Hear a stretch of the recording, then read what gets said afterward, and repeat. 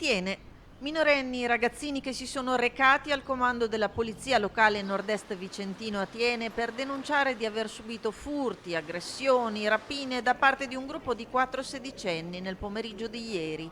Chi derubato di bici e zaino, chi rapinato con violenza del borsello, dello smartphone, dei soldi in zone diverse della città.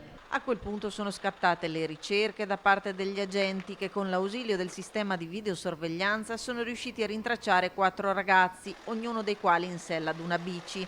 Nonostante i tentativi di fuga sono stati tutti bloccati nel corso della giornata, 2 mentre tentavano di prendere il treno per tornare a casa. Si tratta di sedicenni di Vicenza, i presunti responsabili ora nei guai, che dalle ricostruzioni fornite dalla polizia locale sarebbero arrivati a Tiene in treno, asportando le biciclette da rastrelliere in varie zone della città per poi rapinare i minori.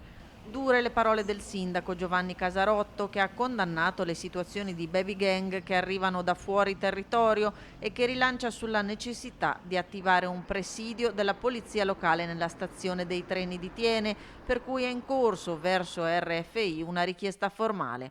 Intanto si cercano i proprietari delle 5 biciclette in foto.